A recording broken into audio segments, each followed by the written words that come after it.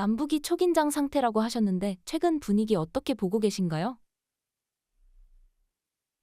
지금 이제 남북 간에 여러 가지 격앙된 얘기들이 오고 가지 않습니까? 높은 레벨에서는 이제 그렇게 말폭탄 싸움이 이루어지게 되면 이것이 말단, 비무장지대나 이런데 실제로 총구를 겨누고 있는 곳에서는 굉장히 그 긴장 상태로 발전이 됩니다. 그래서 이제 염려가 되는 거고, 그 다음에 비무장지대 외에도 바다나 또 공중에 있어서도 여러 가지 그 사건들이 있을 수가 있거든요. 공중에서는 뭐 풍선이 날아온다든지 드론이 왔다 갔다 한다든지 또 그 이외에 여러 가지 사건들이 있을 수가 있기 때문에, 그래서 긴장이 이렇게 높아질 때에는 모두가 그 실수를 하기가 좋습니다. 그래서 원치 않았던 그런 일들이 일어날 수 있어서 긴장이 고조가 되는 것이 염려가 됩니다. 북한 오물풍선에 숨은 북한의 대남 도발 의도는 무엇인가요? 6, 70년대에는 북한이 우리보다 잘 살았어요. 그래서 그때는 북한이 소위 말하는 삐라라는 거를 만들어서 남쪽에다가 막 뿌리고 우리도 이제 그렇게 선전을 하고 그러던 시대가 있었습니다. 그러다가 이제 그런 삐라를 뿌리고 하는 것이 별로 그렇게 화해에 도움이 안 되고 그래서 서로 자제를 하고 있었어요.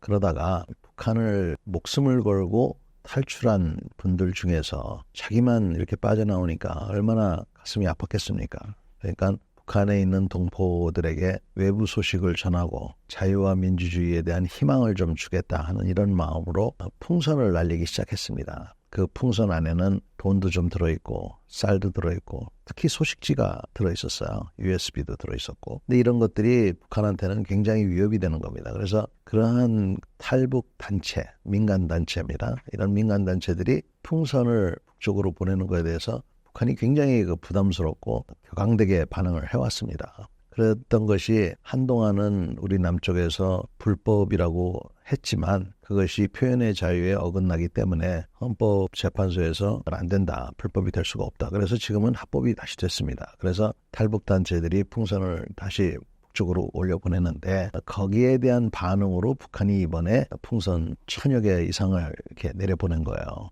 근데 그 풍선을 내려보낸 것도 내려보낸 거지만 거기다가 그렇게 쓰레기를 집어넣은 겁니다. 그래서 참 수준도 저질스럽고, 근데 또 한편 생각하면 참 어떻게 저런 생각을 해냈을까. 우리를 아주 불편하게 하는 그런 재주가 있는 거죠, 북한이. 그러다 보니까 이제 우리도 가만히 있을 수 없어서 여러 가지 방안을 고려하다가 북한이 제일 두려워하는 게 이 외부 소식인데 휴전선에 걸쳐서 우리의 대북 방송을 재개하겠다, 이렇게 이제 발표를 한 거예요. 그러다 보니까 긴장이 굉장히 고조가 된 거죠. 왜냐하면 북한은 여러 차례 대북 방송을 재개하는 것은 선전포고와 똑같다, 이렇게 얘기를 한 겁니다.